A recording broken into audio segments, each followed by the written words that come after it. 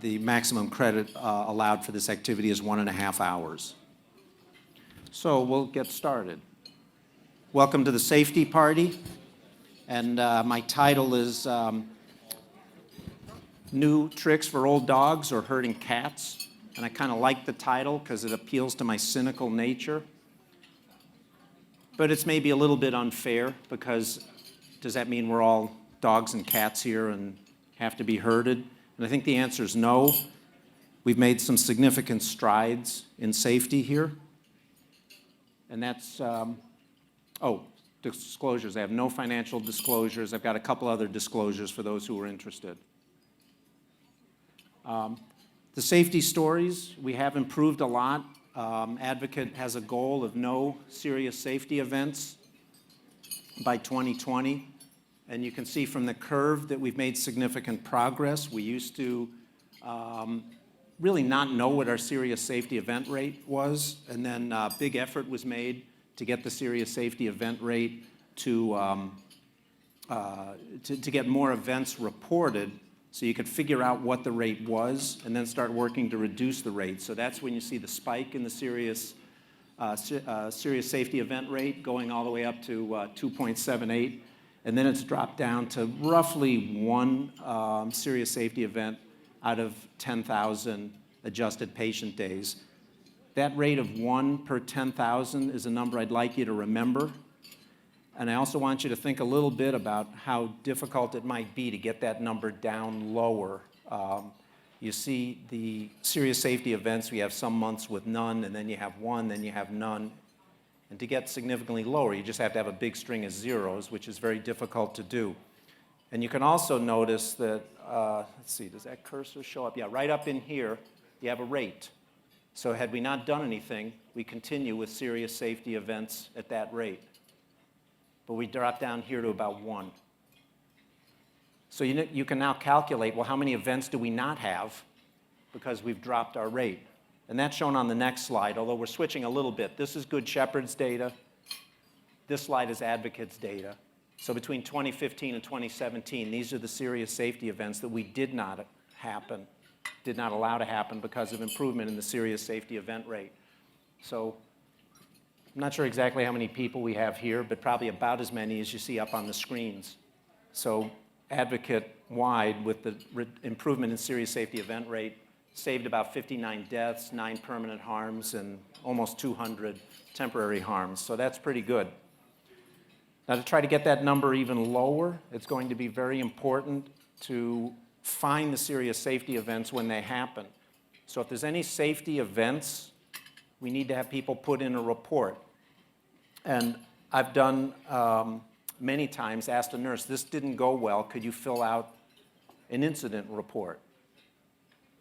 They're now called MIDAS reports, or it's just safety event reports. We need to have the doctors put those in for a number of reasons. One, we're probably still under-reporting events, and the other reason is we want to see the physician's input. It's not hard to do. Most of us here, we kind of live with the Care Connection, and up top on Care Connection, right here, you click on MIDAS, and then you can enter your serious safety event, or even a near miss. It doesn't have to be a serious event, just whatever went wrong. You can't open up your Pyxis and get your drugs. You had 3 laryngoscopes, all the batteries were shot. You know, whatever it might be, you can enter an event. After you click here, this is going to pop up, and you can pick what the event was that you're worried about. For example, it was a fall, or it was a surgical, or it was related to anesthesia, or it was an IV related. But you don't have to perseverate on it. You can just click Other. Once you do that, you'll get to here. You'll have to pick the hospital, and then you have to put the date and put a patient in. At that point, a whole series of drop-downs are going to come, and the whole system is a little bit clunky. It's mildly frustrating, but it only takes probably 10 minutes the first time you do one and 5 minutes after then. So for everybody here, try to put one of these in the next few weeks, because It's easy now, you can see how to do it, but within a few weeks you start forgetting. And once you put one in, you find out it's very easy to do. So now that you know how to put safety events in, I want to tell you about something that that occurred at a hospital. My first hospital occurred right before I started, and it made a real impact on me, and it might have something to do with why I got so interested in safety. So a few years before I started my career, at a hospital, a 200-bed hospital in Michigan that I joined shortly after this event happened, a child had a very uneventful tonsillectomy. But you know where this is going, there was a problem. And that patient was in the hospital to get his appendix out. He got wheeled into a room and had his tonsils removed by a very competent ENT doctor who left very shortly after, retired. So there's several possible outcomes. He might have been forced out. That was in the shame and blame era. He might have been ready to retire, but now he had to retire thinking about this thing and having maybe nightmares about it. I've thought often about how the staff felt about that. How would you like to have been the tech or the nurse that wheeled that patient into the wrong room, and the patient had his tonsils out, and then you find out, oh, he wasn't here for that. Well, I guess we still have to take his appendix out. It would not have been a good feeling. Nobody really talked about it other than the fact that it happened. But I really thought about this quite a bit. Now, that was a long time ago, and you might be tempted to say, well, that's a long time ago. That kind of stuff used to happen, but now we have timeouts. It doesn't happen anymore. These are newspaper articles. The top left, 14 instances of right procedure and wrong patient in Massachusetts. Not quite a year ago is when that article came out. On the right side, study documents wrong site, wrong patient procedure. That came out of JAMA and Archives journals. Those were data that were analyzed in Colorado about 7 or 8 years ago. And on the bottom left, a CNN, well, hello there.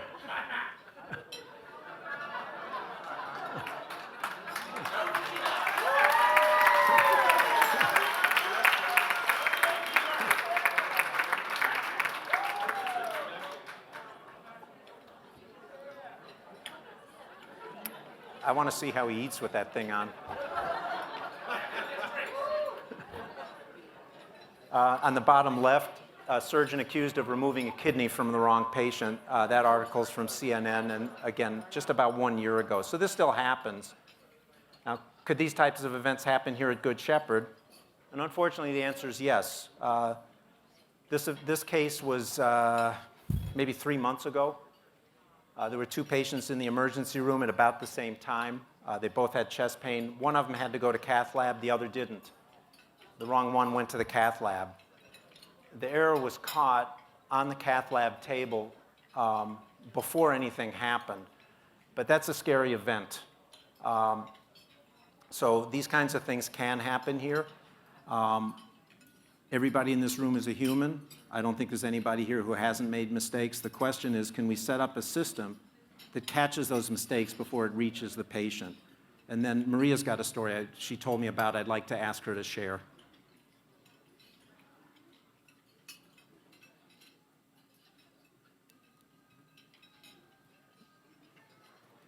Thank you.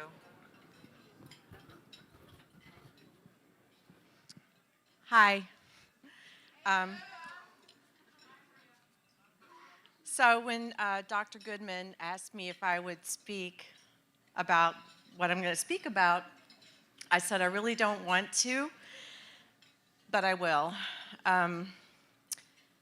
because it has to do with being in a wrong site surgery in my career. And I prefer to try not to think about that experience because it's so difficult to remember.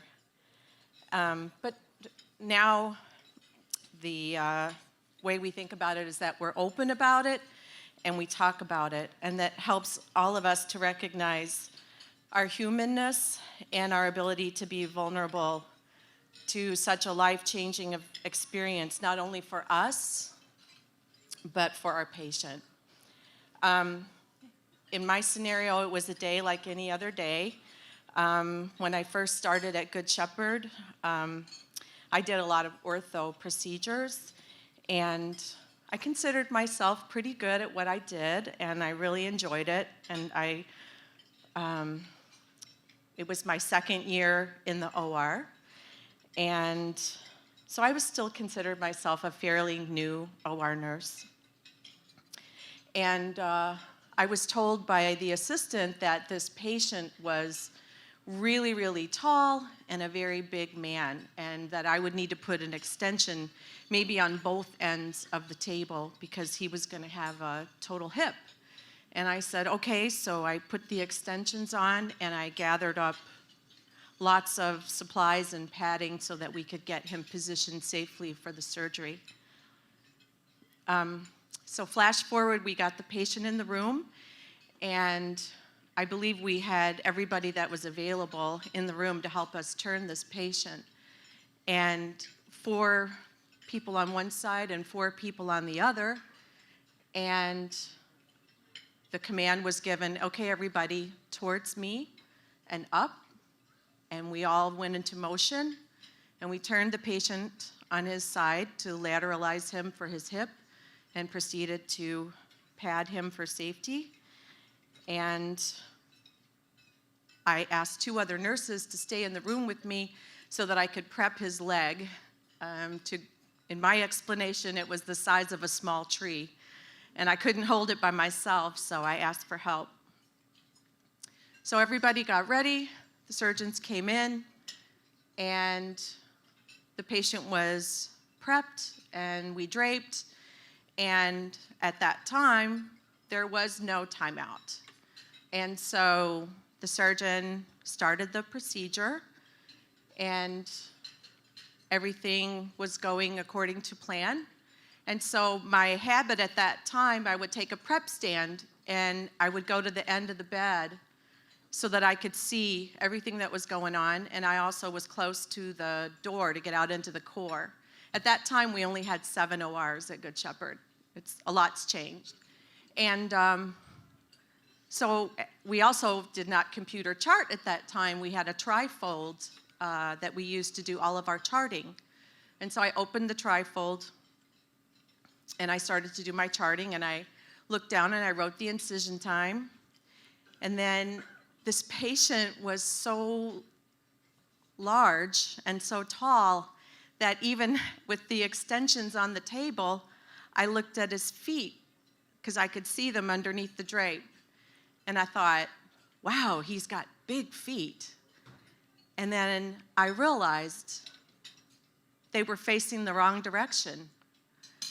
And I had total fight or flight. I felt an adrenaline surge like no other. And I just started saying, stop, stop, stop. And the whole team was looking at me like, okay, what's wrong with Maria? And I just kept saying, stop, stop. And of course, I didn't have the consent with me because we didn't do a timeout and there wouldn't have been any reason for me to have it. So I started heading towards anesthesia, and I kept saying, give me the consent, give me the consent. And so I looked at the consent, and we all literally woke up together and realized that the patient was facing the wrong way. And at that time, we had just made an incision. So any of you who do orthopedics know how quickly after you make the incision, the saw comes out. And fortunately, that didn't happen. We all stopped, and the surgeon went and talked to the family, and we repositioned the patient and finished our case. So I've often wondered since that day, if we had had a timeout, would that have stopped us from starting on the wrong side? And to that I would say, I don't know, because I think that we all have to be literally in the moment. If everybody doesn't really focus and stop when you do the timeout, which should be done whenever you choose a side. So before we position that patient, we should have done a timeout. everybody should have stopped and said, this is what we're going to do.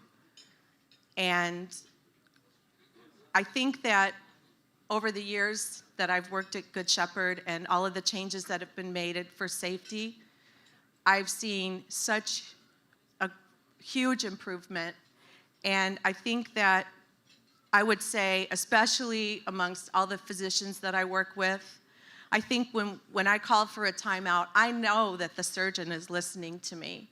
And sometimes, honestly, I don't know if my coworkers are.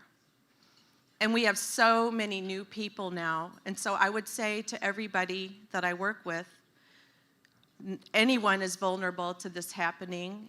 And I would say, when you do the timeout, focus, be in the moment, really listen, and do the best that we can for all of our patients, every patient, every day, every case, every time.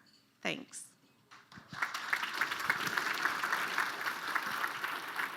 Thank you. Thanks, Maria. I think all of us can stop and think for a second about the ENT surgeon that operated on the wrong kid and a patient getting an incision on the wrong side. Nobody went home feeling good that day. The patient is obviously the biggest victim, but everybody feels terrible about something like that. So I want to spend a few minutes and talk about never events. And then, can we get the slides back up? We've had wrong side, we've had wrong site surgery at Good Shepherd. You just heard a interesting and pretty scary case. We've had nerve block on the wrong extremity before surgery. There's some references down on the bottom. Wrong side anesthesia apparently happens more often than wrong side surgery. It's maybe as often as 1.3 out of 10,000. There's another article, Current Opinion in Anesthesia, from only 2015. Wrong side block maybe as high as 7.5 out of 10,000. Those serious safety events at Good Shepherd are now about 1 out of 10,000, but wrong side anesthesia block might be as high as 7.5 out of 10,000, according to that article. Another article shows wrong site surgery, about 1 out of 10,000. We've had wrong side blocked. There was a case I reviewed not too long ago from just a couple of years ago. A patient was supposed to get 2 procedures under a general anesthetic and got 1 of them. The other just didn't happen. People forgot. We've had wrong level spinal procedures by ortho, by neuro, and I think by interventional radiology. There was a case I reviewed recently that I think that's what happened, although it wasn't entirely clear to me. So this stuff does happen, and it happens here at Good Shepherd. I think there's some reasons why the anesthesia blocks might be a little bit more common. We've always done, not always, but in the last several years, we always do timeouts before a side surgery happens for the surgeon. But we don't necessarily do that, except very recently, for anesthesia. Right-left confusion can cause some of this, and if the surgeon's coming in from the front and the anesthesiologist is coming in from the back, it's like my right is the patient's left, except sometimes when it's not. So this right-left confusion may be why anesthesia, there's published articles showing that they end up on the wrong side a little bit more frequently than the surgeons do. To really make headway in trying to get that 1 out of 10,000 down, you need to know something about the science of safety. There's a whole academic field here, science of safety. You can divide your safety events into 3 categories. One is skill-based errors, decision-based errors, and communication-based errors. Skill-based errors might be you mean to intubate the trachea, but you might end up in the esophagus instead. Decision-based errors are really, to me, some of the most scary stuff. Those are cognitive bias and fixation errors for 2 examples. Cognitive bias, well, we'll get to that on the next slide a little bit. I want you to pay attention down to communication-based errors. Miscommunications involved in something like 80% of medical errors, about 30% of malpractice claims, and almost 40% of high-severity injury cases. So this stuff is really important right here. So we're going to talk a little bit about these three types of errors. The skill-based errors, for the most part, you can usually identify them pretty easily and usually correct them pretty easily. So the example I think about is intubation, and you end up in the esophagus instead of in the trachea. I've intubated enough people to know there are times when you're really not sure if your tube is in the right place, and there's plenty of times when you know for a fact you're in the right place. So I know that anesthesia deals with that also. But I've never seen an anesthesiologist, even on an easy intubation, not take out the stethoscope and confirm, then check the capnography, look for the chest motion, and look for fogging in the ET tube. They always do that. I assume that's just part of their training. And you have that habit and you do it all the time, you can catch those errors when you end up in the wrong hole. When you put a feeding tube in, you're going to get a chest x-ray before you feed the patient. So you're going to catch those errors almost all the time. So the skill-based errors, they certainly happen, but everybody's well-trained, and that's not really our biggest problem. The decision-based errors are very, very frightening because you make them because you're a human, and the people that are going to help you, they're also human. The example we saw that Maria talked about, that's an example of a confirmation bias. Everybody's assuming that you're on the correct side. So you see what you expect to see. And you don't necessarily stop and think, maybe I'm making a mistake here. The fixation errors, I've gone to a big course in medical simulation. I'm particularly prone for these errors, and they're really, really frightening. I'll give you an example of these a little bit later. Cognitive aids can help, mnemonics can help, algorithms, and a technique that I try to do is you think out loud when something's not going right. Gee, this patient's hypoxic. Maybe the tube went down a little far. Maybe you're in a main stem bronchus. Just by saying that out loud, the anesthesiologist might say, no, that's not what happened, but it could be this. But if you don't do the thinking out loud, you're not engaging other people to help you. The communication errors, we saw on the last slide, that's 80% of our medical mishaps involve communication errors, and almost 40% of the really serious problems occur because of communication errors.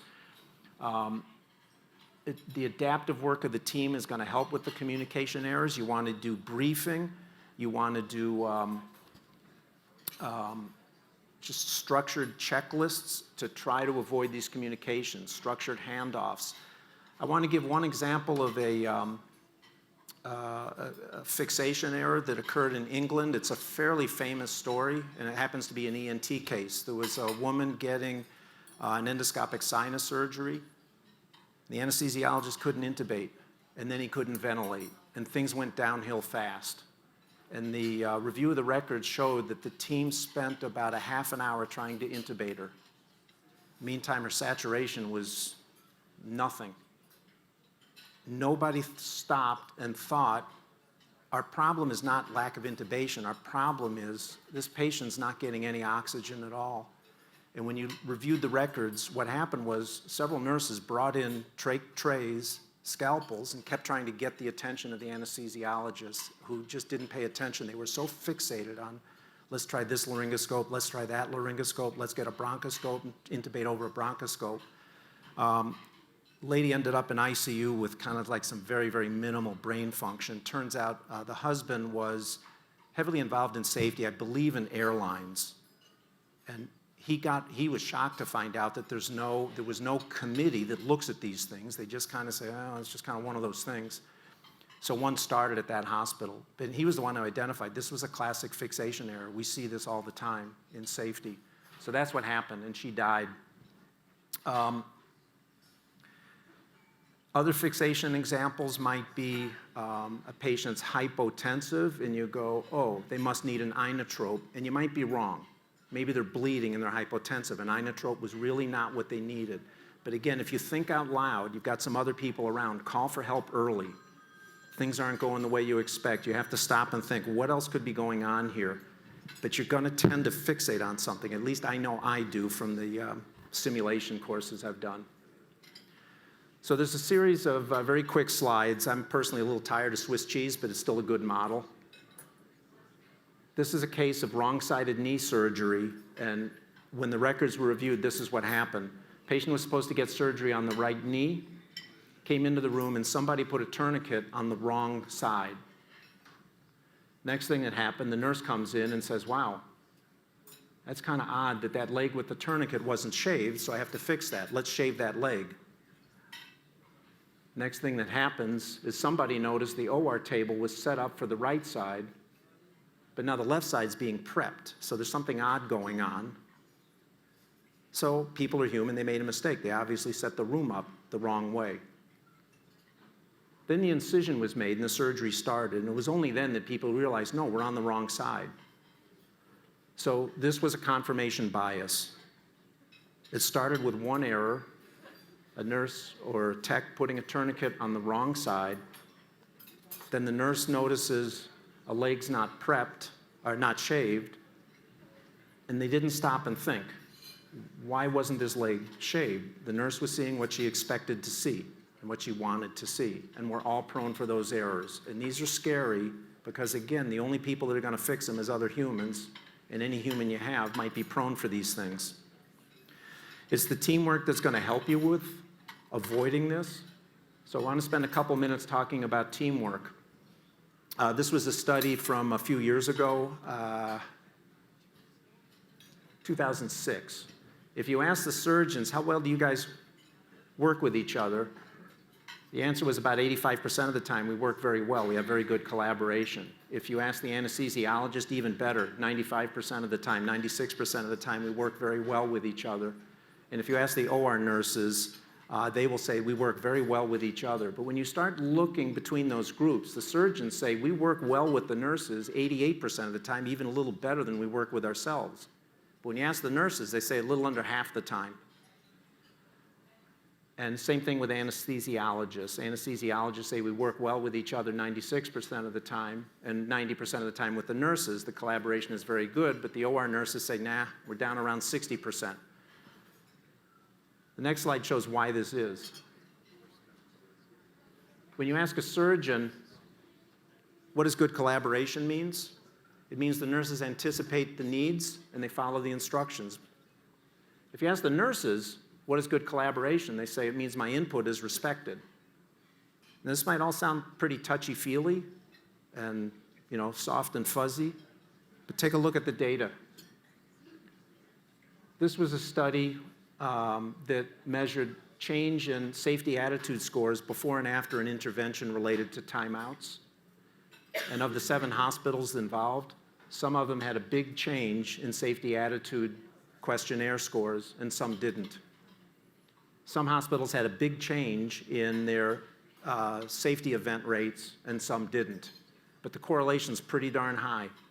The hospital with the highest positive change in safety attitude questionnaire had the highest reduction in their serious safety events. The hospitals that didn't really budge in their safety attitude questionnaire, they really didn't budge in their safety. Again, it's not the timeout itself, it's not the checklist itself, it's the teamwork. I've thought back on our timeouts a lot. I remember just a couple of years ago we added fire safety, and a lot of people were moaning and groaning about that and say, we just don't need this. As an ENT doctor, I thought, I really need this, because even in an adenoidectomy, if you put a catheter in to retract the palate, that thing could catch fire. You've got oxygen leaking, you've got heat, and you've got something that could burn. If you're doing any case with open oxygen, you could set something on fire. If you're doing a tracheotomy, those patients always have a high FiO2, otherwise they wouldn't be in that room getting a tracheotomy, and I'm using a cautery very close to where that thing is, and some of the preps have alcohol in them. They'll catch fire very, very easily. So to me, I'd say, skip that business about the beta blocker and just give me more on the fire and forget the antibiotics. I need to know if the patient got Decadron. To me, for many of my cases, that's more important. But the point I'm making is not that the checklist is bad. There is no perfect checklist. Just use a checklist, but realize it's your teamwork that's going to hopefully save the day and avoid these complications. Now, I tend to, doing the safety stuff, I see a lot of cases that didn't go well, and I have to be careful to realize we're not a bad hospital. As a matter of fact, keep the data on this slide in mind when you take a look at the next one. Good Shepherd leads advocate in their culture of safety survey. We're in the 90th percentile nationwide. We also happen to lead advocate in the serious safety event rate and the serious safety event rate reduction. I personally think that's not a coincidence. As a matter of fact, I've been to a bunch of hospitals. There's people here that go to more than I do. This is the only hospital I know that has any events like this. You try to get all the proceduralists, as many of the techs and nurses as you can, in the same room, have a nice meal, and let's talk about safety. I don't know any other place that does that. Other people may know of other places, but I don't. And we lead in safety attitude scores, and I don't think it's a coincidence. We lead in dropping our serious safety event rates. Now, I mentioned before a little bit about collaboration between the doctors and the nurses, and a lot of the safety people talk about what they call power distance or hierarchy. And it's important to realize that that power distance or hierarchy has a lot to do with the teamwork. And a lot of times the doctors are going to say, the collaboration is great, the nurses know that they can interrupt me, the techs know they can interrupt me if they have any safety concerns, but the nurses and techs may not exactly feel the same way. So I think if you want to have good teamwork in your procedural area, I think the doctors need to be very explicit. I want to be interrupted. In my case, I know that I'm prone for a fixation error. I've come close to starting a tonsillectomy before a timeout on more than one occasion. I've had more than one occasion where I had to ask, hey, did we do the timeout yet? And if I had to ask that question, then the answer is no, you didn't do the timeout. If everybody else did it and you didn't know they did it, then you really didn't do a meaningful timeout. And I think the reason is I kind of start going into this zone. I'm about to operate, I'm going to put the gag in, and I need to do this, and I need to do that. And I'm thinking about all that stuff and not necessarily everything else. So I guess a better timeout for me would include something like this. Hey, listen, everybody. Once I start operating, and even before, I'm concentrating on what I'm doing, and I'm not paying very accurate attention to everything else going on around me. So if you see something, don't assume I know it. Please interrupt me because I might make a mistake. There was a simulation course I took in Boston. It was about a week-long course, and probably about half the people there were ER docs, and I had to do quite a few simulations, and a lot of them were codes of one form or another. There's no way on earth I know what to do in a code as well as an ER doc who's well-trained, but I do know airway. So on most of these simulations, I'll say, you know, my forte, I'll help out with the airway. And there was one, I'm not even allowed to talk about it because you signed this thing. You're not going to talk about the simulations. But I can say there were some airway issues, there were code issues, but there was a much bigger picture going on that involved the safety of everybody in a building, in the simulation. I was the last one in that room because I didn't see it happening. Just absolutely did not see it until finally somebody taps me on the shoulder wearing a hazmat suit and say, hey, it's time to get out. And I look around, I'm the only one in the room trying to establish an airway. It was an absurd thing to do. But that's when it really hit me. I'm really prone for this fixation error. And I would venture to say there's a lot of other people that are too. So you need to drop that power gradient. You need to empower the nurses, the techs, the people that clean the room. Please interrupt if you see me doing something that's not right. And if they interrupt you for something where you were right and they were wrong, just thank them for interrupting you. I had a patient who was a pilot told me about a flight got scrubbed because like the lowest person on the totem pole said, I see something dripping out of that jet. And it turns out it was condensation from an air conditioner. That's all it was.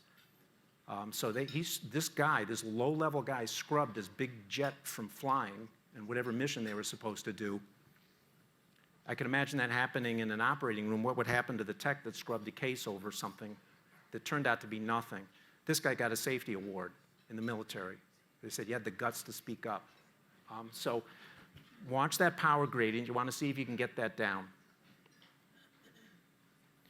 There's a safety tool they call ARC, and it would go something like this. This is to empower the text or anybody to speak up. But when you start hearing this ARC stuff, you have to stop and think. So an example might be ask a question, then make a request, voice a concern, and then use the chain of command. So an example might be, Dr. Goodman, are you aware that that alcohol-based prep pooled on the towel underneath the patient's neck?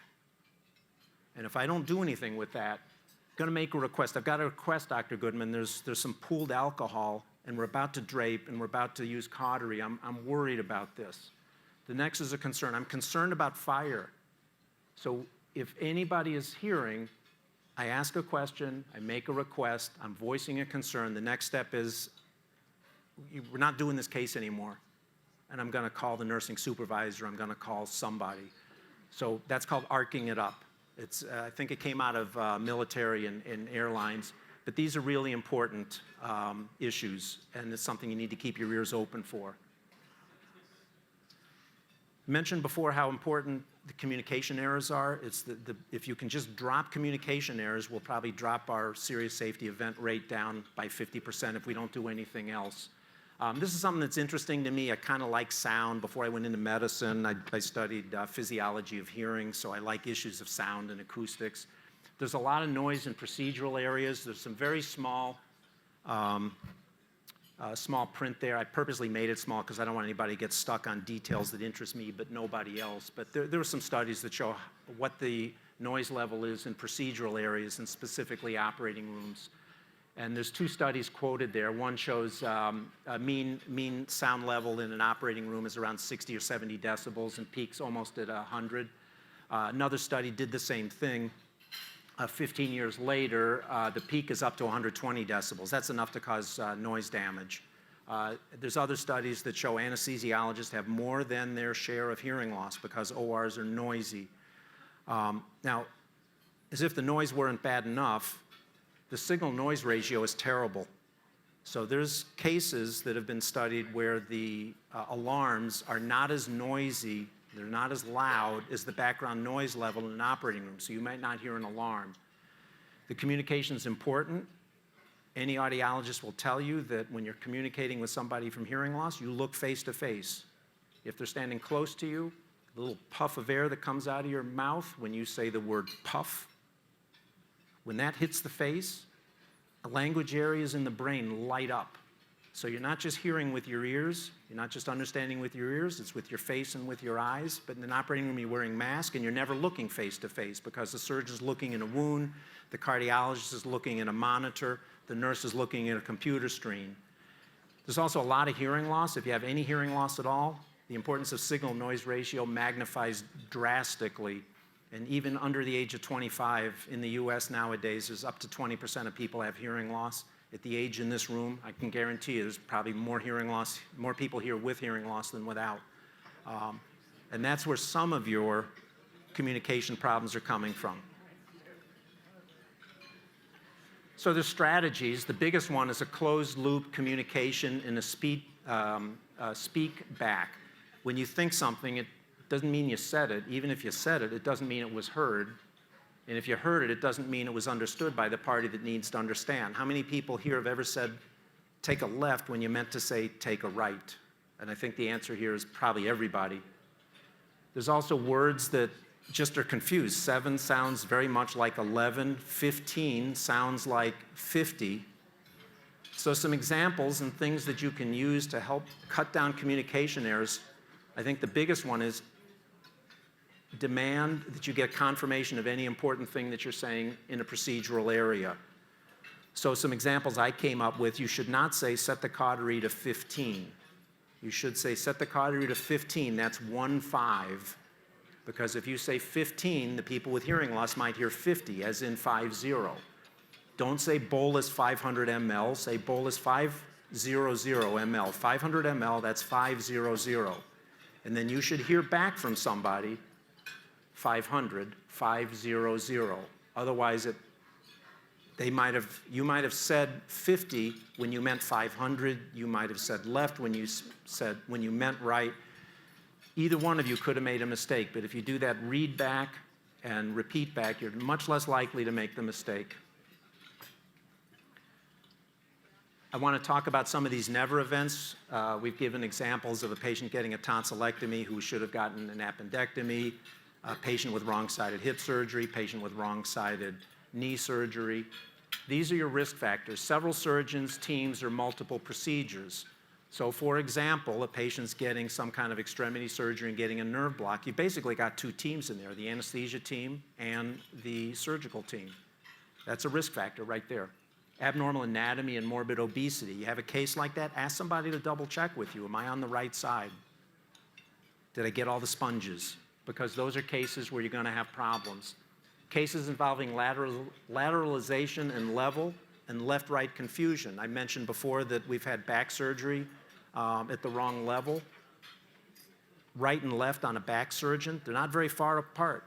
and the wrong level would be very easy to make a mistake. That's why we've seen those problems. It's a known thing that happens. Positioning can cause a problem. I know in ENT, we usually put the patient's head on the foot of the table so that if you're doing, for example, a tonsillectomy, I've got some place for my knees to go.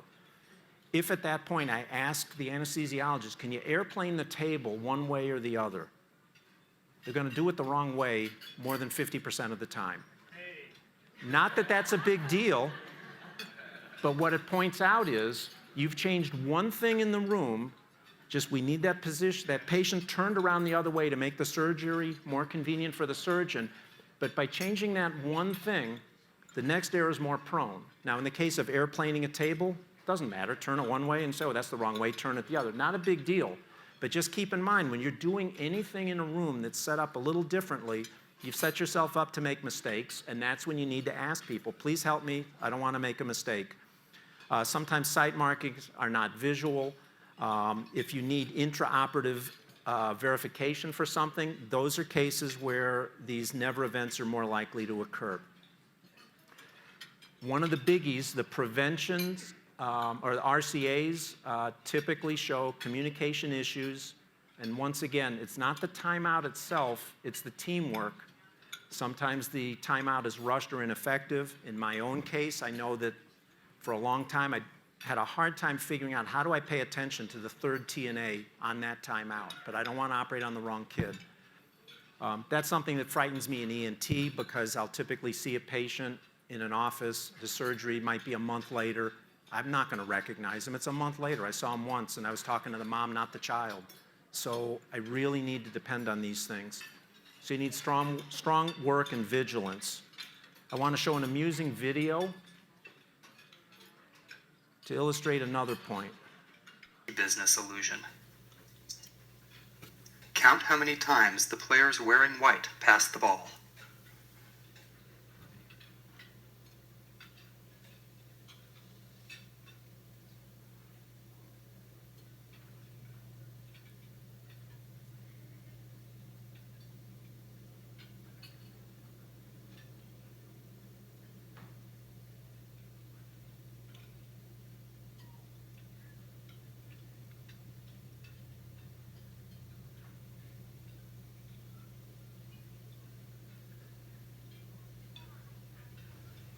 The correct answer is 16 passes.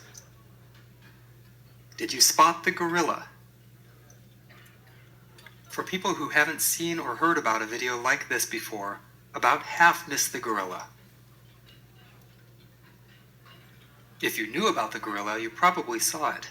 But did you notice the curtain changing color or the player on the black team leaving the game? Let's rewind and watch it again.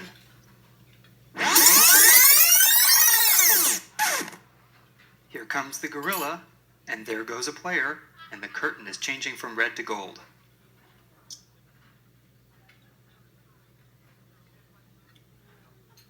When you're looking for a gorilla, you often miss other unexpected events.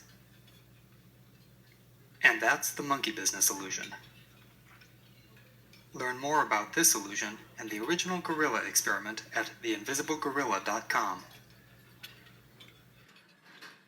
I'm interested how many people here, if you've seen that video before with the monkey business, don't answer the next question. Of the people, this is the first time you saw that. How many people saw the gorilla? And out of the same group, how many people did not see the gorilla? Yeah, so it's about half. First time I saw it, I didn't see the gorilla. I didn't notice the color change, and I got the count wrong anyway.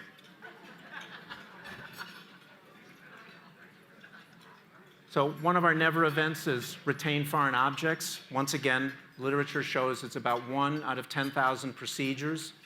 The usual suspects, you have an incorrect count. For example, the package had 11 sponges in it. You incorrectly counted 10 because you expected to see 10, and there should have been 10. But the manufacturer made a mistake, and there were 11 sponges. So when you count at the end of the case, you counted 10. That means you're missing 1. If you had more than one sub-procedure, I'm doing a neck dissection and somebody else is doing a reconstruction, you have more than one sub-procedure, that's a risk factor. long procedures, high blood loss, you have more than one surgical team or counts not performed. Now, if we're going to get this 1 out of 10,000 retained foreign objects down, the nurses have to count. If I'm trying to count something and I hear anybody saying any numbers at all, I'm likely to mess up my count on anything. And yet, how many people here, I'm guilty of this, how many people here, surgeons in the room, have interrupted nurses when they're counting either at the beginning or the end of the case? You can't do that if you want to avoid leaving a sponge in a patient. How many people have ever heard gasi poboma? I never did, but that's a retained sponge. So this is a real case, and you're going to see a video about this case in just a minute. This was Dr. Magnus Fromage operating at the University Back Interdisciplinary Group of Loop University Medical Program. That was a major hospital in Chicago. It still is a major hospital in Chicago. And a lap got left in this patient who had back surgery at this very famous hospital by very famous surgery. So this next slide, or next video, will tell you about this case. Good Shepherd is involved in this case, even though we did not do the surgery. Agony. The I-team investigates a medical mistake that took years to uncover. And now a suburban woman must make a potentially dangerous and costly decision about the foreign object left inside her during surgery. Investigative reporter Chuck Addy joining us with the story. Kathy, medical mistakes are now estimated to be the third leading cause of death in the United States. The I-team tonight with troubling new information about the hidden agony caused by foreign objects left behind by doctors and nurses in the OR, and a suburban mother who wants to avoid becoming part of a growing statistic, 700 people who die each day in the U.S. from medical mess-ups. They told me it would be a rough first year and then I should be fine. Michelle Eberwein thought she was doing okay after back surgery in 2007, but then mysterious pain on her left side. And I kept going to the ER and they kept doing CT scans and they're like, oh, kidney stones, oh, there's nothing there. Year after year, the suburban mother says the pain would crop up and she'd head to the ER. She claims no cause was ever given until last September, almost 8.5 years after the surgery. An emergency room doctor discovers what could be the cause of her hidden agony. He goes, well, there's something in there. And I said, what do you mean something? He goes, a surgical tool. Here, the mystery object, described as possible retained swabs in the left side of her abdomen near a major artery. Then the next jolt. Since 2008, Eberwein's medical records reveal that the experts knew something was inside her that shouldn't have been. In radiology lingo, irregular high-density material. But no one ever told me. And I don't understand why. Eberwein may not be the only one in the dark. In Illinois, these sometimes deadly, serious mistakes are supposed to be reported to the state. But the I-team has learned that's not happening. According to the Illinois Department of Public Health, the legislative budget impasse has stalled our ability to sign a contract and pay a vendor to create an electronic reporting system. At this time, hospitals are not reporting these events. That's not a little dot. That's a huge irregular shaped object, and it deserves an explanation. The Joint Commission, which accredits hospitals, does keep track of items left inside surgical patients, telling the I-team it happens roughly 2,000 to 4,000 times each year in the U.S.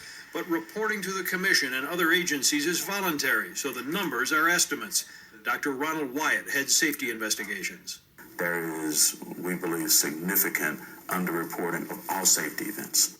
Wyatt says even after a 2013 report calling for better counting procedures and other safeguards, foreign object cases are still a significant problem as of 2015. The Commission is working to change the culture. We have had care teams, when we go through a root cause analysis, say to us, I knew something was left behind, but I couldn't say so. As for legal recourse, Eberwein appears to be out of luck because she didn't learn of the object in time. In Illinois, doctors and hospitals lobbied several years ago for a deadline, a drop-dead deadline, after which they cannot be sued. In Illinois, that deadline is 4 years. It doesn't matter that there were people who saw it and didn't tell her. After 4 years, she's out. Eberwein says the object deep in her abdomen is now covered with scar tissue and needs to come out, but she has been told the surgery could be risky and costly. I am angry, so angry, and I can't even hold anyone accountable for it. Eberwein regrets not immediately asking for the detailed reports following her ER visits. Now she wants to change Illinois law. Some states have exemptions in their statute of limitations, allowing patients with things left behind after surgery to file claims past the usual deadline. We'll see how that goes in this state. All right, good story. Thanks, Chuck.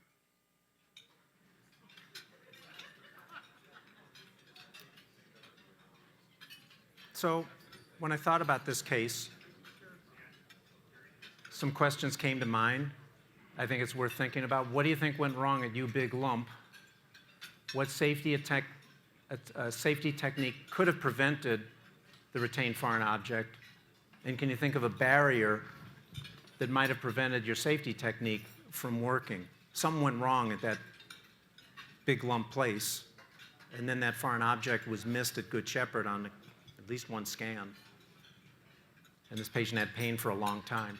So I thought what we might do, maybe go around the room. There's 3 questions there. What went wrong? What could have prevented? What barrier might have prevented your safety technique from working?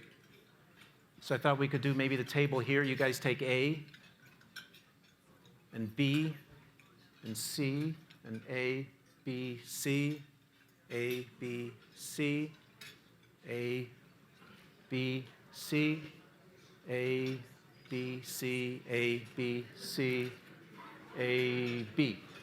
And then we could just hear from tables in a few minutes and see, what do you think might have gotten wrong? What safety technique did they not use that could have prevented it? And are there any barriers that would prevent the technique from working?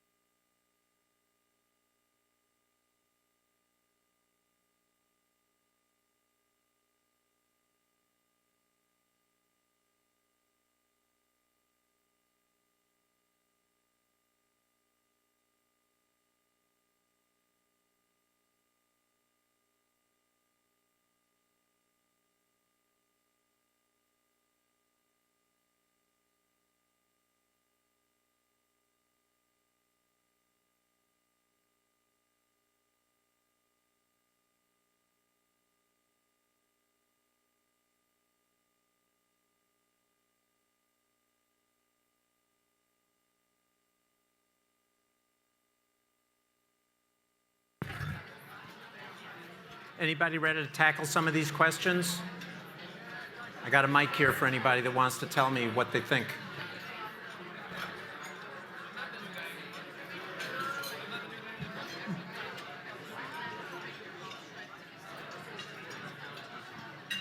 You want to tackle it here? What question did you guys take? Yeah. C. Why don't we start with an A? Who answered question A? Anybody got any ideas for question A?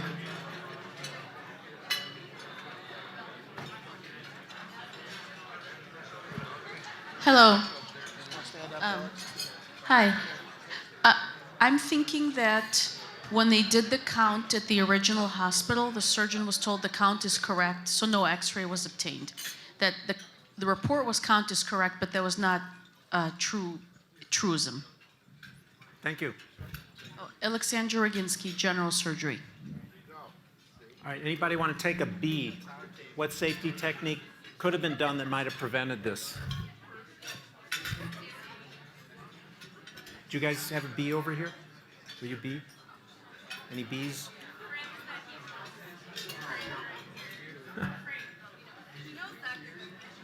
No? Anybody willing to talk about a safety technique that could have prevented? Are they just giving you a hard time? Go ahead. Yeah, she is giving me a hard time. Stand up, Frank. Yeah.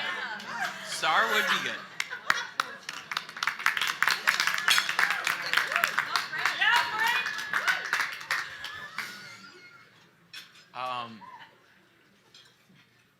Well, obviously, they didn't voice that the counts were correct, or they... Star. Dale, did you want to talk?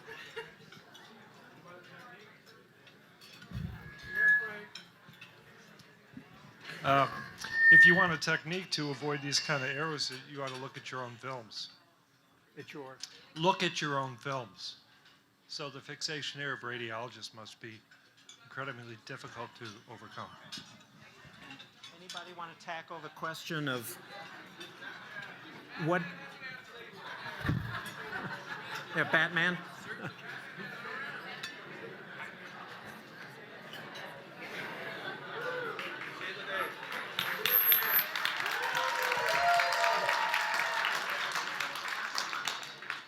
I would have prevented this by getting my colleague, Superman, with his X-ray vision to find the foreign body.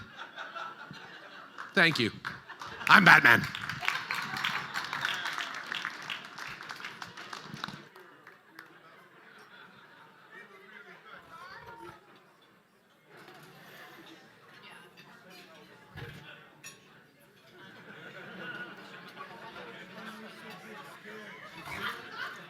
All right.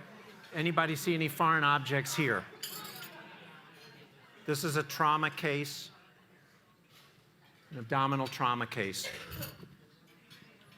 There's 5. It's a bit of a trick question. I pulled this off of an internet site devoted for trauma surgery. And what happened was this was a patient with severe trauma, bleeding like stink.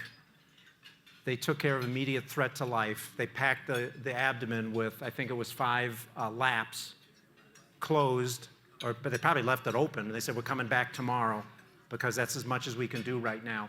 But you take a look at that film. The patient's larger than the X-ray plate. You can't see anything under the diaphragm. You can't see the pelvis, and you can't see the left side of the peritoneal cavity. So you got to really be careful about simplifying. It could be fixation error. You don't want to see that lap there. In this case, you expect to see them. But on other cases, you don't expect to see them. It's just a routine case. You're just getting the film to CYA. But you got to check that film. Was the film adequate? Next case came out of a radiology journal. Anybody see any foreign objects here?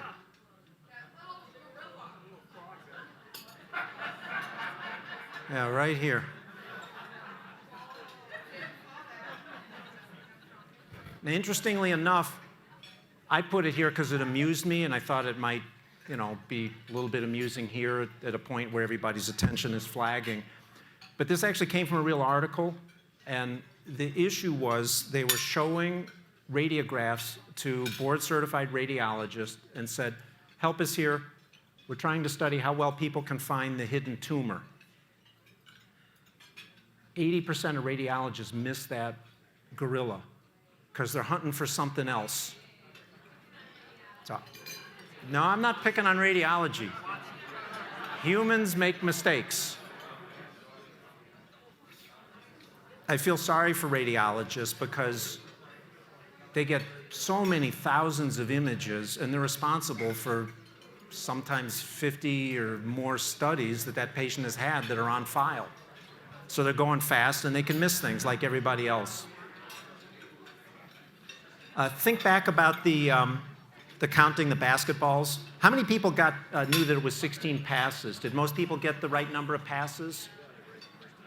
Yeah, I felt like such a dummy when I saw that. I missed the passes. I missed the gorilla. I missed everything on that case.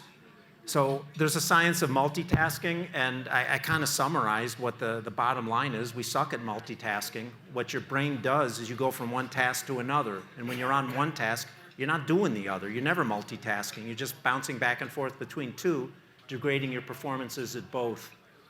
So thinking about these foreign objects left in a patient, that Big Lump University, by the way, was Rush. And I don't think Rush has any problem with competence. It's just humans make mistakes. So if you want to get better and not leave a sponge or do a wrong site surgery less often than 1 out of 10,000 times, you've got to count correctly at least 20,000 times in a row without mistakes.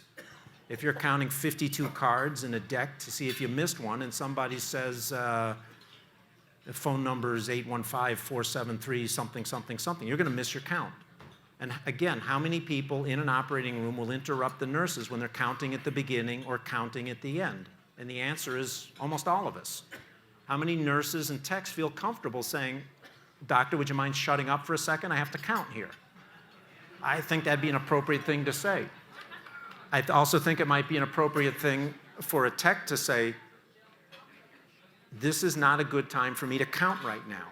Or, "Doctor, if you're still operating, I can't do the count now." And just discuss, well, when are you going to do it? Because if you don't do it at the right time, you could be one of those 1 out of 10,000. And again, it's culture. Are the surgeons going to be cognizant of the fact that if I'm asking for instruments, that nurse is not counting well? And are the nurses and techs going to feel comfortable saying, "Don't ask me for instruments when I'm counting"?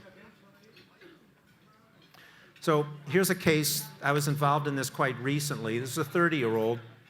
She clearly stated she was allergic to iodine prep. She had to get a perineal procedure. She goes into the operating room, was prepped with betadine.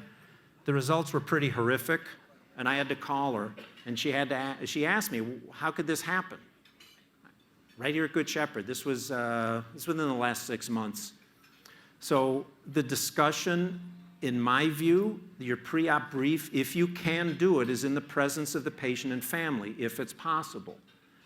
And it can include things like, "Oh, you're allergic to iodine. What are we going to do then? How do you prep a perineum? I don't think you can use chlorhexidine." I'm not a general surgeon or gynae or urology, but I don't think you can use chlorhexidine. And you can't use iodine. You had to discuss this. Those preps are done before a timeout, so your timeout wasn't going to help you. So it's really worth thinking about. And I want to move on to the next topic to discuss is pre-op briefings and checklists. I've mentioned some of the things that I think are problematic. I've had plenty of cases where I really wasn't paying attention during the timeout. Some of them I realized I wasn't paying attention and I asked for it to repeat it. I've had a couple of cases where a nurse saw I was starting to pick up and start to do something and they quickly started the timeout to keep me out of trouble. So I want to talk a little bit about pre-op briefing. There's a lot of literature. A pre-op brief will allow better performance for the whole OR team. You're going to improve your teamwork. It reduces the gopher tasks that the circulating nurse has to do. You avoid omissions. You can do stuff like, we've got multiple cases going on here. Let's not forget this little ditzel we have to pull off of the back of somebody's neck, because it'd be easy to forget that. And if you remind everybody before, this is what I'm worried about. And I've wondered a lot, how do you maintain vigilance? If you're doing 4 or 5 PE tubes in a day, simple little cases, how do you maintain your vigilance? I thought this was an interesting study. It showed if you do a pre-op briefing, you cut your disruptions per case by about 50%. You cut your disruptions concerning knowledge about, that the nurses could have done better if they knew about the case by about 50%. You cut your communications by about 50%. There's about 50% less trips into the core to pick up some instruments or pick up some equipment that you needed. And the nurse spends about half the time in the core. So the pre-op briefings really help. Another study basically showed the same thing. If you ask the surgeons, if you do a pre-op brief, how much do your delays go down? They say about 82% reduction in delays. So Advocate has rolled out, or they are rolling out, new timeouts and pre-op briefing. There might be some differences between what cardiology does and surgery and what OB does, but there's not much difference. Probably hard to read, but you'll get copies of this very, very soon. The surgeons currently have to sign the consent, and they have to sign something that says there's no change to the H&P. There's now a third thing you have to sign, and the surgeon has to go in and put little check marks. I checked the name, I checked the date of birth, I checked allergies, I verified the procedure. Surgery's ready to go. Now, it's probably about 6 years ago when my daughter had her first cancer surgery. The surgeon came in and said, I have to put a mark on the neck to prove I was here. It makes no difference if it's a dot or circle or my initials, so I'm just putting this dot here. I didn't feel particularly good about that. When she got her third cancer surgery operation, that was at the University of Chicago, and one of the surgeons came out, and I don't remember if he was an attending or a fellow or resident, but the surgeon came out and she put a bracelet on that was colored, let's say it's yellow, I don't remember the color. And she said, this bracelet means the surgical team is signed off and is ready to go. Somebody from anesthesia came out and said, I'm putting a red bracelet on your daughter. That means anesthesia has seen the patient and is ready to go. I felt pretty good about that, and the surgery went well. I've wondered about that for a long time. Can we do something like that at Good Shepherd? When we rolled out our timeouts, there was discussion about pre-op briefing with the entire team. It just was decided it wasn't practical. The surgeon might be doing an emergency consult, might be in the ER, but they're ready to go. This is as close as I think we're going to get for some time to that bracelet idea. And I would say to the surgeons, if you go into the room and your Schmiegel-Hofer retractor and your Schmeigel something or other's not ready, you sign something that said you checked with the circulator and all your equipment is ready. There's going to be omissions, there's going to be errors, but this should cut down on that. Anesthesia, I think, has been a lot better than surgeons at this. They check their equipment before that patient's in the OR. How many surgeons go in and check, do you have everything you need here? Is that microscope focusable? Does the light on the microscope turn on? And I think most surgeons don't, quite honestly. So I think these are important things, and this will help. And this is a way to get surgery to sign off before that patient goes into the OR that everything is ready, and anesthesia to sign off. Now, there's going to be a slight change in the timeout right before the skin incision. Eric and Maria are going to help me with this. We're going to enact what they're doing. This addresses that issue that I've been worried about a long time, where I've done timeouts, but I really wasn't paying attention. So, Eric, are you going to come up too? Okay. Oh, I've got a mic.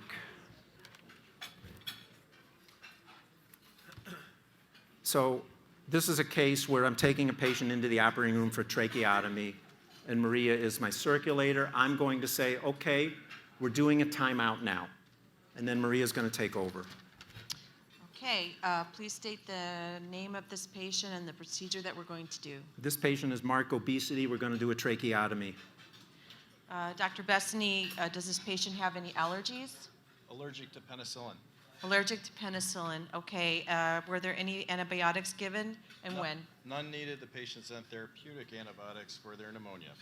Okay, so no antibiotics are needed. Has the beta blocker been given if it's needed? Beta blocker was given at 7 a.m. this morning. Okay, beta blocker at 7 a.m. this morning. I want to confirm that the consent has been signed and witnessed for a tracheostomy for marked obesity. And our fire risk includes the prep, which we allowed to dry, cautery, and I just want to say, because we're above the xiphoid process as well, and this is high risk for fire, just everyone know where the fire extinguisher is in the room. Dr. Goodman, are there any implants that you need to do this procedure? We need extra long trachs. I've already signed out. Earlier in the case, we need the extra long trachs. Can you just verify we have that extra long, the single cannula Shiley size 8? I have single cannula Shiley size 8s available in the room. And do you need any images to be displayed for this procedure? No, I don't need images. Okay, no images, and there's no need for a site marking for this procedure, correct? I'll need a skin marker just to mark the incision, but no site marking. Okay, and Dr. Goodman, I want to invite you at this time to voice any concerns you might have for this procedure. Yeah, just a couple of comments. Once I start operating, I may not see other things going on. I want you to speak up, anybody, if you see something. The other thing is there's two major risks here. One, we somehow lose the airway. If I have a size 4 or a 5 tube, I can get it into almost any hole in less than a minute. So just have one ready. You don't even have to open it, but make sure we have one ready. Okay. Second thing is, this really is a fire risk case because the patient's on FiO2 of 50 and 60. I'm not sure how much we're going to be able to drop that. I'm going to be using a cautery. I'll warn you before I do cautery. If there is a fire, it's going to be an airway fire. So if that happens, the ET tube goes out, the drapes come off. Please pull the drapes, put them there, so we can escape the room if things really get bad. Maria, you're going to call for help if that happens. Okay. Dr. Bessany and I are going to work to reestablish an airway if that happens.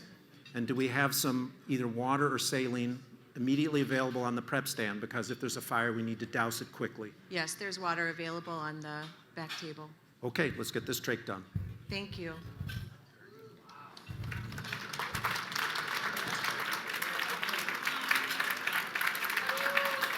Thank you.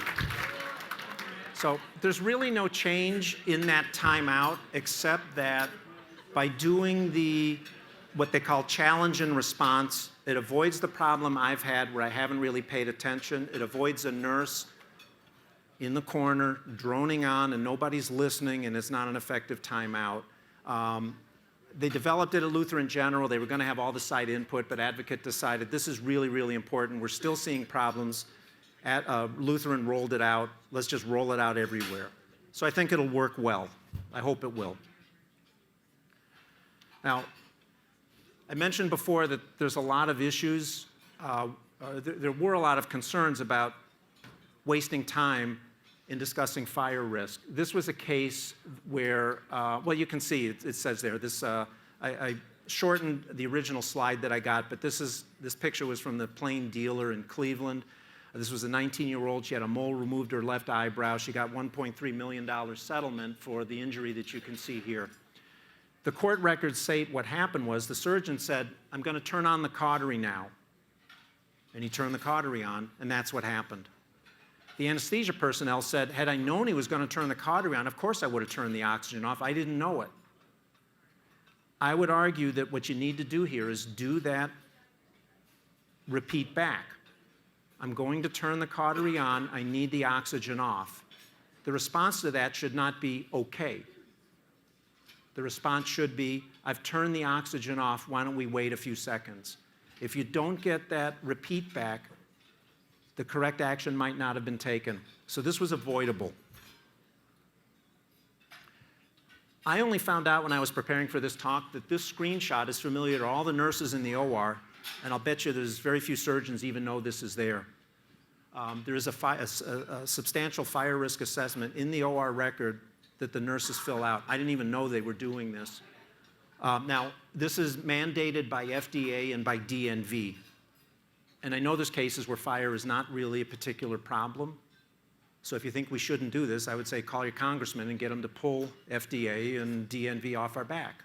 But there's a real reason we're doing this, so I would argue we have to do it. This is the last thing about the timeouts and the checklists. There's a post-op brief. This is probably our biggest failing. We're not doing this. We are supposed to, at the end of the case, confirm what was the case, what was the blood loss, were there any safety events that should be entered, were there any equipment that doesn't work, and check the specimen. We've, at our hospital, within the last couple of years, we had a woman getting a prophylactic oophorectomy because of BRCA gene. The specimens got lost. So she wasn't exactly getting a cancer operation, we don't think, but she might have had a cancer operation. She'll never know whether either one of those ovaries had any cancer in them because the specimen was lost. A post-op debrief probably would have prevented that. We've had a lot of cases where the wrong wound class is assigned, and some of that's kind of system errors because there's a default in the computer that's sometimes wrong. But if you do a debrief, you can catch those errors. As we move forward, please try to do this. This is all going to be audited. We're probably going to make mistakes on this. But this post-op debrief is where you're catching errors and letting the system know that something doesn't work, there's a piece of equipment broken, so it's very important. Next part of the talk, Maria's going to be involved in a skit, so I'm going to hand my mic over to Maria.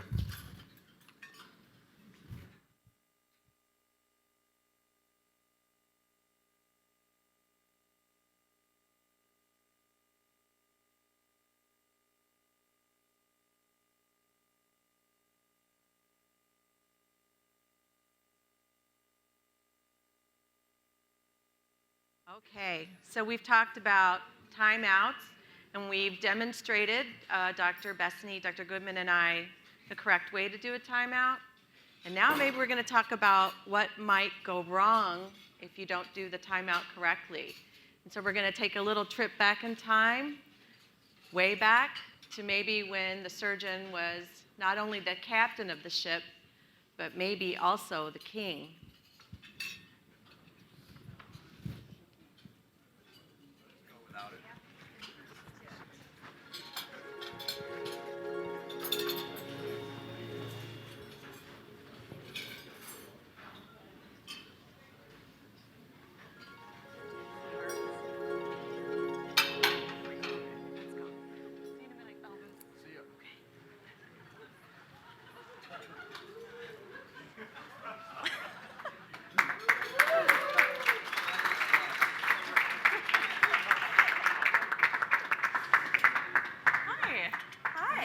Hi.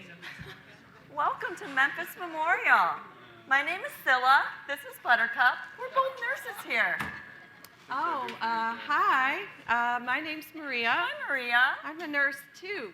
Did you say your name is Buttercup? Yes. Oh, wow. What are we doing here? We're getting ready for surgery. This is our patient. Oh, well, where's the surgeon? Oh, Dr. Presley? He's in the shower. He called me. He'll be here shortly. He just said start, prep, drape, get ready, patient ready. He'll be here shortly. Ready? Really? Yeah. Well, how long have you guys been waiting?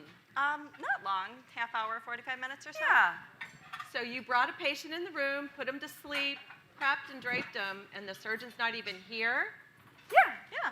That's what we would do at Memphis Memorial. So who signed the consent then? Just anesthesia?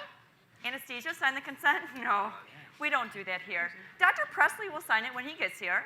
Well, don't you want to talk to the surgeon before you bring the patient in the room and ask, do you need any extra supplies, or are you going to need any blood products or anything like that? That's not important here? Dr. Presley will inform us when he gets here. He's really good.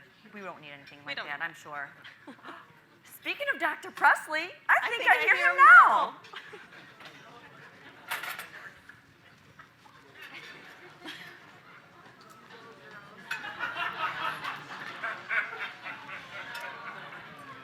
How y'all doing?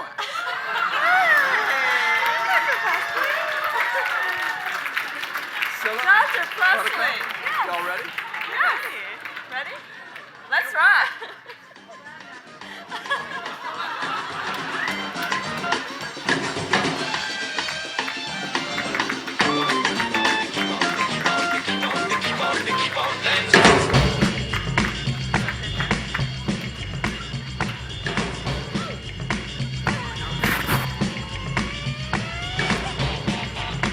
All right, girls, you know what time it is. Time to give me my knife. Hold it. You're giving him the knife? Yeah. Who are you, pretty lady? Oh, hi. Hey, Dr. Presley, how's it going? Nice to meet you. Nice to meet you too. My name's Maria. I'm a nurse. And I want to know why you're taking that knife before we've done a timeout together. This is my patient. We're going to do surgery. But you need to do a timeout with me before you do surgery. Ooh. I'd love to have a timeout with you, Maria, but we do have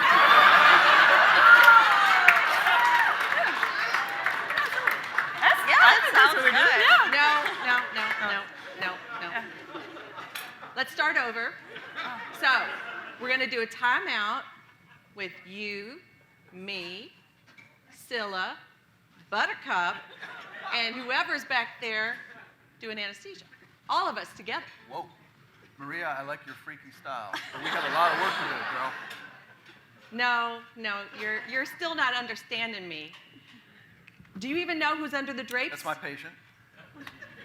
Okay, let's ask anesthesia. Maybe anesthesia has the chart back there and can tell us the name of this patient and the procedure we're going to do.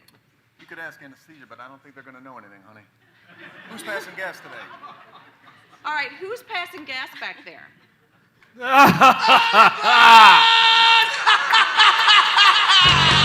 Ozzy.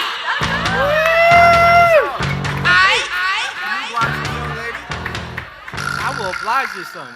Tell her what we're doing today. Tell her what It's operation. the Sharon-ectomy. Nice. Yeah. Okay. All good? What? Okay. I couldn't understand a word that he said. He just mumbled. Okay, girls, less conversation, more cut. Pass the knife. It's conversation, a little more action. All this observation is satisfaction in me. That's very nice. A little more fight, a little less spark. A little less fight, a little more spark. You might open up your heart. Satisfy me. There you go. Satisfy me, Yeah. baby. There you go. Baby, close your eyes and listen got to the music. Is that Dig dependent? the summer breeze. Okay. It's a groove and I can show you how to use it. All right, we're done. That's it, we're done. Let's bring it on down so we can close. Hold it. Hate to be the bearer of bad tidings again, but you can't close yet because you only have 9 sponges in the bag here. Aren't you concerned about where the other sponge might be? No. Dr. No. Presley? Good so far. We'll find it eventually. Yeah, we'll find it eventually. No, you Yeah. can't close until you have a correct count. All right, we'll close it for you. Okay. Bring we'll it on count. down. I want you to count. Okay. We'll count. 1 for the money, 2 for the show, 3 to get ready. It's close, close, close. Oh my God. My love won't wait. It's now or never. My love won't wait. It's now All right, we're or done. never. Oh, one more stitch? You're done? Yeah, one more. Okay. Now we're done. Oh, Hey, okay. did you all pre-op my patients? Yes, Dr. Presley. did. We did pre-op. You have a patient in 2, 3, and 4. Perfect. Prep, drape, put to sleep. We're ready to go. Ready to go. With your busy schedule. Thank you very much. I've got karate class. I don't want to miss it. No. Whoa. Oh, God forbid you miss your karate class. Never mind patient safety. Let's go. Let's go. So you're leaving? See you. We got to go. We got more You cases. still have an incorrect sponge count. It'll come up. We'll find it. Maybe it's in your cave. Okay. You're leaving? Seriously?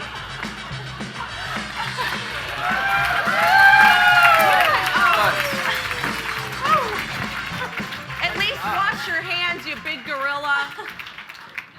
Nice job. What am I going to do? No one will listen to me. Maybe Nice job. if I ask Dr. Ozzie, he can keep the patient asleep and I'll try to find the x-ray department somewhere in this godforsaken place. Dr. Ozzie, will you help me, please? Oh my gosh! Dr. Ozzie, you too? I feel like I'm gonna pass out. Oh my gosh! This can't be happening. I must be in a really bad dream. Come back. Come back. Don't leave me. The sponge count's not right. No one will listen to me. There's no timeout. There's no... Please, somebody help me. Why is this happening to me? Oh my gosh.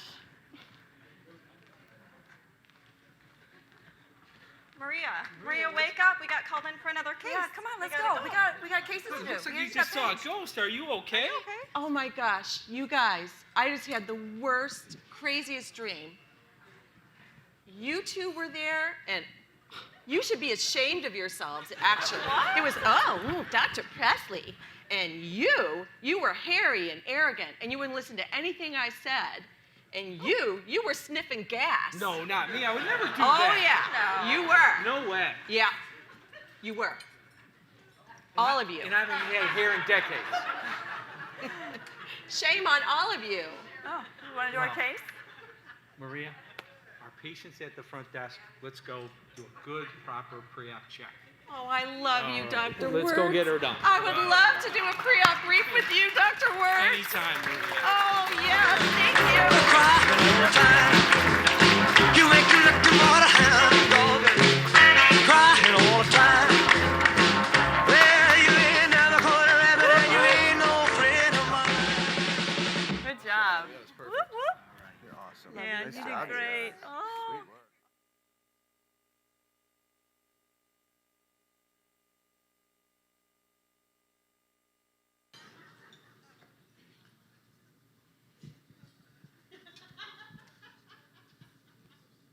Gets a little more boring now. So we're all accountable to do this properly. Checklists should be turned in to PACU. Sharon Dillon's going to collect them. We're all accountable. My guess is our biggest errors are going to be on that post-op debrief because we just haven't been doing them. It'll take some time to get good at it. What I like about this, I don't think it's going to take any more time, but it kind of stops the idea of a nurse sitting in a corner reading from a checklist, and it forces people pay attention, don't make a mistake, don't operate on the wrong patient, count, and hopefully people get a little bit more teamwork. We're going to switch topics now. We're almost done. I titled my last one about herding cats and teaching old dogs new tricks. This one, my title is Groundhog's Day and the Myth of Sisyphus about hand washing. Oliver Wendell Holmes showed it was efficacious in 1843, and Semmelweis a few years later. So this actually is a US thing, not a European thing. There's interesting history here. This is data from Semmelweis. He was an obstetrician, I think, in Vienna, and this showed mortality rate before and after he instituted his chlorine hand washing. I'm not sure I've seen anything that we've done recently that shows this kind of dramatic effect. Mortality rate, this was from childbed fever, basically sepsis from strep. Mortality rate was as high as 30%. He got it down to about 1%. It didn't end well. People didn't believe him. He became more and more obsessed with this, was traveling around Europe haranguing people who were haranguing right back. He slowly became unstable, and he was put in an institution. He was beaten by the guards. He died from sepsis. He probably saved countless women from dying of sepsis, but that's what he died from, probably as a result of wounds he obtained in that beating. After he left Vienna, that hospital, the mortality rate shot up sixfold because they stopped doing the hand washing. Oliver Wendell Holmes Sr. is on the left. He published on this same issue in the United States about childbed fever. Is basically a long series of case reports, and basically what he noticed is if an obstetrician attended a delivery and that woman got childbed fever, that physician's next patient and next one and next one and next one were all going to get the same disease. About half of them were dying at the time. So he said this is probably contagious. He said you should use thorough ablution, change every article of dress. He also coined the term anesthesia. He had nothing to do with inventing anesthesia, but he's known today more as a poet and as a writer than he is as a physician or as an educator. He coined the term anesthesia. The doctor on the right, his name is Charles Meigs. He was the most prominent obstetrician at the same time. He did not believe that childbed fever was contagious. And as to doctors should use thorough ablution and change every article of dress, he said doctors are gentlemen and a gentleman's hands are clean. And in terms of anesthesia, he said he was morally doubtful about the nature of any process that man sets up to contravene processes that divinity has ordained us to suffer or to enjoy. So he did not believe in anesthesia, did not think there was any point in washing hands. Oliver Wendell Holmes Sr. Went to Harvard College. The house he was born in is thought to be the house where the Battle of Bunker Hill was fought, although he had nothing to do with the Battle of Bunker Hill. For those who grew up in Boston, the Battle of Bunker Hill was fought on Breed's Hill. And the Bunker Hill Monument is not on Bunker Hill because the Battle of Bunker Hill was not on Bunker Hill. Holmes was going to go into law, and he hated it. And he had a quote that I like. He said, "I know not what the temple of law may be to those who've entered it, but to me it is very cold and cheerless about the threshold." So he went into medicine and became dean at Harvard Medical School. He was responsible for the first blacks being admitted to Harvard Medical School, but he caved when students and administration objected. So he had, maybe by today's standards, a bit of a checkered past there, but he's known as a good guy.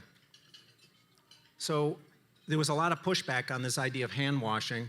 Let's fast forward 17 decades. It's never been shown to reduce infections. I don't need to wash because I'm on my way to the bathroom. You can tell other people that they need to, but I don't. You're insulting. I didn't touch anything. I'm wearing gloves. How about I follow you around? Current hand compliance among nurses at the hospital is about 80%. Current compliance among doctors, it was as low as 50. We're probably up to about 60%. And like anything else, if you do some research, you can find some interesting things. So this came out of a surgery journal. These are risk factors for not cleaning hands. Being a doctor, as opposed to being a nurse, is actually a risk factor for not washing. I have no idea why. And when I was orienting new physicians, somebody pointed out something that's quite obvious, but I'd never thought of. How many women do you see that carry hand sanitizer on their purse or on a key ring? And the answer is quite a few. Has anybody ever seen a male doing the same thing? So I'm not sure what that means, but being a doctor as opposed to a nurse, being male as opposed to female, working in an ICU, are all risk factors for not washing. Activities with high risk of cross-contamination is a risk factor. That's kind of scary to me. So that means taking care of a C. diff patient is a risk factor for not washing. Wearing gowns or gloves is a risk factor for not washing. That I think I can understand because we think we're protecting ourselves with gown and gloves. But if you think back to the Ebola, a lot of healthcare work, not a lot, but some of them got it, and they were all gowned and gloved. And when you do a study, you have somebody in gown and gloves and you spray them with some stuff that shows up on black light, and then you have them take the gown and gloves off properly. About 50% of the time, you're contaminated. So you really can't get those gown and gloves off without contaminating yourself on a reliable basis. So you need to wash before, you need to wash after. Evidence on efficacy of hand washing. I think in some ways, Semmelweis had it easy because nobody was wearing gloves, nobody was washing, and you're going from an autopsy room where you're trying to figure out why somebody died of an abscess, and you're going from that right in to take care of a sick patient. So you do something simple like wash hands, you're going to see a big effect. But do we see the same effect? The answer is yes. A Swiss study showed when they increased hand hygiene from about 50% to about 2/3, hospital-acquired infections dropped 50%, MRSA infections dropped almost 90%. 2 studies in the US showed increasing hand hygiene. In one case, just from 60 to 80% reduced MRSA by over 50%. The 2009 study, they got it up to 98%, and then they slipped to 90%. Again, they reduced MRSA by 50. The bottom one I find astounding. Australian study, that was a whole nation. The others are hospitals here and there, but the whole country said, this is important. We're going to start a process. We want everybody washing hands. Their hand hygiene was only 20%, and they improved it only to 50%, and yet they reduced MRSA bacteremia by 3 to 1. So it does work. A couple of simple rules. If you're going to examine a patient, you wash or you foam in, you wash or you foam out, you wash or you foam before and after gowns and gloves. Now, to make it simple, I do enough quality to know you need a simple definition. So this is what you do if you're going to examine the patient. How about if you're not going to examine the patient? You're just going into the room. Again, I like simple definitions because it's easy to track compliance. Those are the rules if you're not going to examine the patient and you're not going to touch anything. You wash or foam in, you wash or foam out, you wash or foam before and after gowns and gloves. Now, that means you're going to wash your hands sometimes when you don't need to. It's sometimes a nuisance, but here's the way I look at this. If I'm coming home from the hospital at 3 in the morning, I was up all night, I'm tired, and I have to go to the bathroom, and there's a stoplight, and it's 2 in the morning. Am I going to go through it? Country road, I can see everywhere. The answer is no, I'm going to stop. If I decide to go through it and just say, well, listen, those rules don't apply in this particular case, the cop really isn't going to care. Oh, you have to go to the bathroom and you were up all night saving one of my fellow cops? Good for you, here's your ticket. Now, if you get into that habit that you stop all the time, you might save a life here and there, and you'll never know you saved that life. I feel the same way about hand washing, and I agree, it's kind of silly sometimes. You left your briefcase in the room, you got to go in and get it. It's not going to kill you to foam, it just takes a second. And be safe on your ride home for those who want to watch the Cubs or whatever else. That's all I have.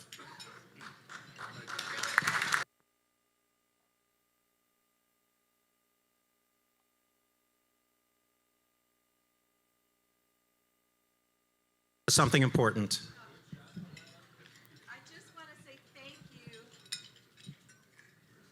I just want to say thank you to Dr. Wirtz, Stephanie, Sarah, Dr. McDermott, and most of all to Marie Rolene. Marie made all of those costumes from paper surgeon gowns and large drapes, and they are amazing. And she did such hard work, and Marie, I thank you so much. And thank you guys for doing this with me. I really, really appreciate it. Thank you.